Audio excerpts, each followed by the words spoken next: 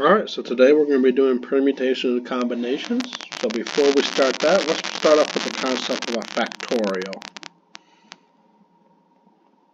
We denote a factorial as n exclamation point, or we say n factorial. And effectively what n factorial means is that we're going to multiply n by n minus 1, n minus 2, n minus 3, ... that means so on, all the way down to 1. So we're going to multiply all numbers leading down to 1. So let's go over some examples of using factorials. So the first example, let's talk about 4 factorial. Well, that just equals to 4 times 3 times 2 times 1. And we get 12. Second example, let's deal with a fraction. 7 factorial over 6 factorial. Well, that's going to equal to, let's do the numerator first. 7 times 6 times 5 times 4 times 3 times 2 times 1. All over 6 times 5 times 4 times 3 times 2 times 1.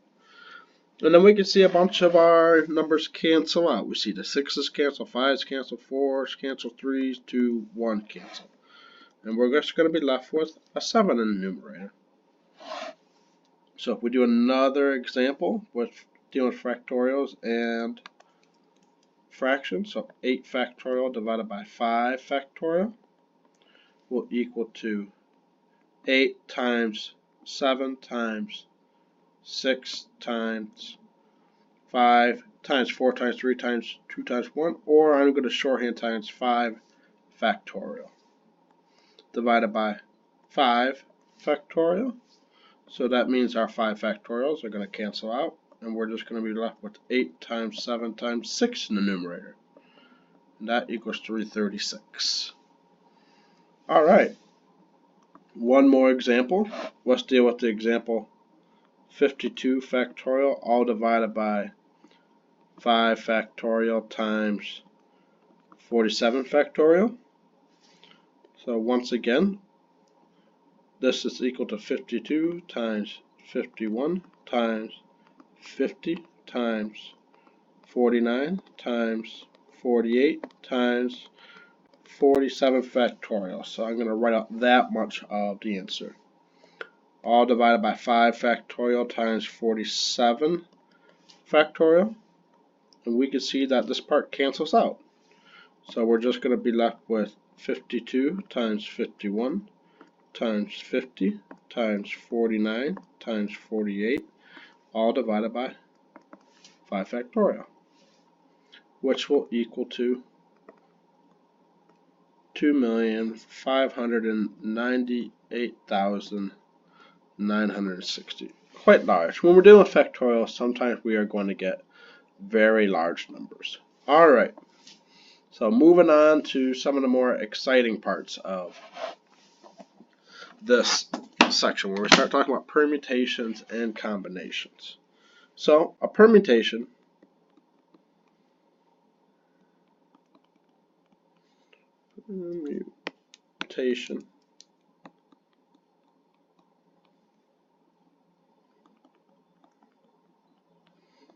versus a combination.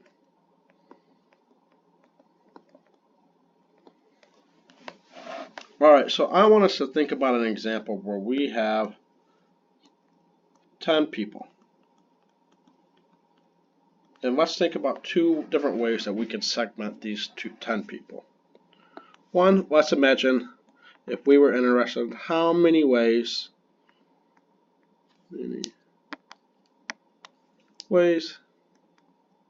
can 10 runners earn gold, silver, and bronze. Now notice that we got 10 runners in a race, and we're going to be interested in how many different ways can we stack that podium with different people earning gold, silver, and bronze. And what's important to note is that the ordering matters. It really matters who's on the podium, who gets first place, who gets second place, who gets third place. Compared with another example of how many ways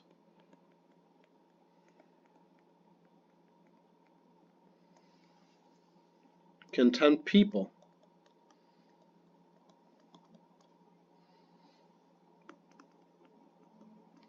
form a 3-person group? So notice in this question that it really doesn't matter the ordering, like the first, second, or third person in the group. We just want 3 people subgroups. And that's the two difference between a combination and permutation. The first one is a permutation, where the ordering of the people within the groups matter. A combination is going to be the ordering of people within the groups do not matter. So the equation for, we're going to say the total number of people permutate into the total number of groups equals to n factorial divided by n minus r factorial. So if we're dealing with our 10 people and how many people can get gold, silver, and bronze, so that means there are 10, n equals 10, r equals 3 because there's 3 people per group. The permutation equation, we're going to get 10 factorial divided by 10 minus 3 factorial, which equals to 10 factorial divided by 7 factorial, which will equal to 10 times 9 times 8. And that would be how we solve that. So that would be what? 90 times 8, we get 720 people. 720 different ways that we could have the 10 people break up into gold, bronze, and silver. Alright, for dealing with combinations, NCR, where once again, N is going to be the total number of people that we have. R represents the total number of people per group. This is N factorial divided by R factorial times N minus R factorial. So it's very similar to the permutation example, except we're going to add in that extra R factorial in there. So for going back to this example, there's 10 people total. There's 3 in per subgroup, so we're going to have 10 factorial divided by 3 factorial times 7 factorial, which will equal to, well, we already know that if we remove the 7 factorial from the 10 factorial, we're just going to be left with 10 times 9 times 8 in the numerator, and we're still going to be left with 3 factorial in the denominator, and we can get 120. Alright, so this, also we use some terms when dealing with combinations. A lot of times we'll use the phrase N choose R. So in this example, we might say 10 choose 3. So there's 10 people in the group, and we're going to choose 3 to be part of the subgroup. And we're going to be N choose 3 is denoting how many different ways can we have a 3-person subgroup given that we have 10 to choose from. And also another way that people denote this is they do like the little parentheses with N in the top and R in the bottom. So this is another way that people make the denotion when they are talking about combination. So this is similar to saying N choose 3. Alright, let's take a look at our financial calculator. Oh.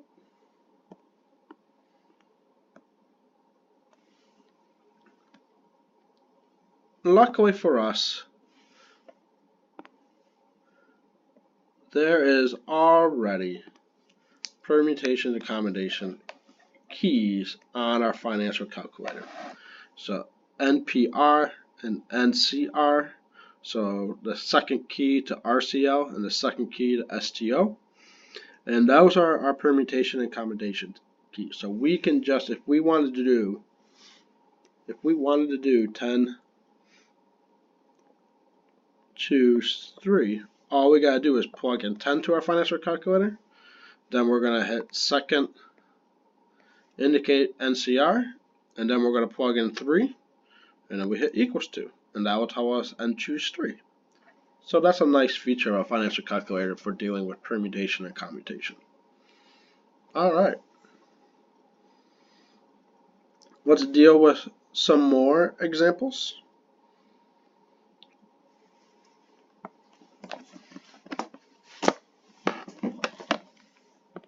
So if we have a 52 card deck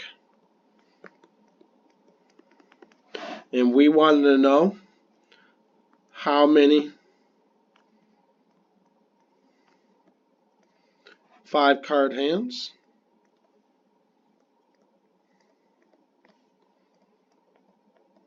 have 3 aces and 2 kings. So how many different ways can we draw a 5-card hand such that in those 5 cards there are 3 aces and 2 kings? So the way that we're going to figure this out is that we're going to figure out the number of ways to have 3 aces, and we're going to multiply that by the number of ways to have 2 kings. Alright, well, so let's think about this. How many aces are in a deck of cards, a 52 deck cards? There are 4 aces in the deck of cards. How many aces do we want in our final 5-card hand? We want 3 aces. So there's going to be 4 choose 3 number of aces. The number of ways that we can have 3 aces. And we're going to multiply that. Once again, how many number of kings are in our 52 card deck? Well, there's 4 available kings to us. How many different kings do we want in our hand? Well, we're going to want 2 of them. And notice it doesn't really matter the ordering in our 5-card hand. It doesn't matter if we have the King of Hearts and then the King of Spades versus the King of Spades versus the King of Hearts. We just want, the ordering doesn't matter. So that's why we're dealing with combinations and not permutation. And then we could just plug it in 4 choose 3 and 4 choose 2 into our financial calculators, and we would get 4 times 6 equals 24. There are 24 different ways that we can draw a 5-card hand such that there are 3 aces and 2 kings.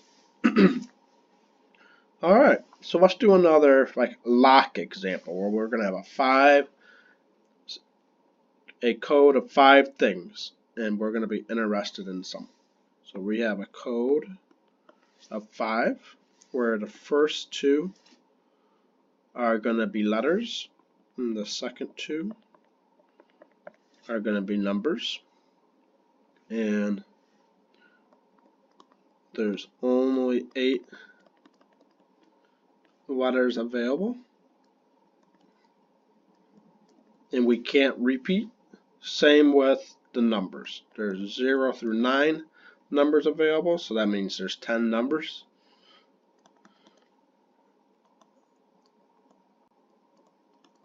available. And ordering matters because we're not allowed to repeat letters and we're not allowed to repeat letters. So the ordering matters. So if it goes A, B, that's a different code that starts off B, A. So how many different ways can we have 2 letters from 8 letters total? Well, that's going to be 8P2. And once again, how many different ways can we draw 3 numbers from 10 that are available? Given that ordering matters and we can't reuse, so that's going to be 10P3. And that's going to equal to 56 times 720, or 40,320. Alright, let's do one last situation with a few variations. So let's imagine we have a group of 12 people, or we have 12 officers, where within these 12 officers, 7 are senior officers and 5 are junior officers.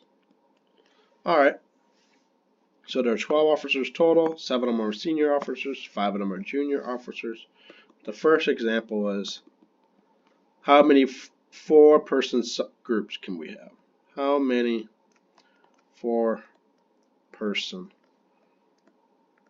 groups? Well, we don't care about if there's seniors or juniors into it, so there are 12 people available to us. The ordering doesn't matter with these 4-person subgroups, and there are 4. The groups are going to contain 4 people, so 12 choose 4. We can plug that into our calculator, and we're going to get 495. B. How many 4-person groups can we have?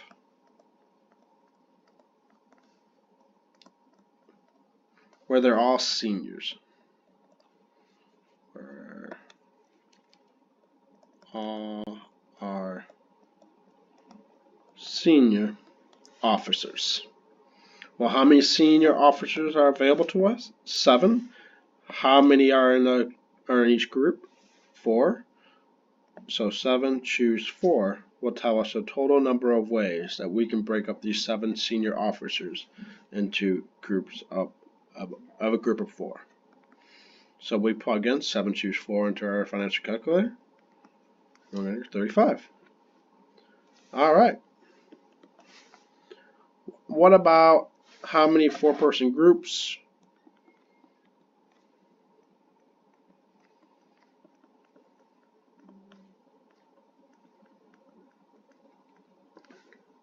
Where we have 3 senior officers and 1 junior officer. So we're going to be interested in how many different ways can we form a 4-person group, given that in that 4-person group there are 3 senior officers within that 4-person group and 1 junior officer.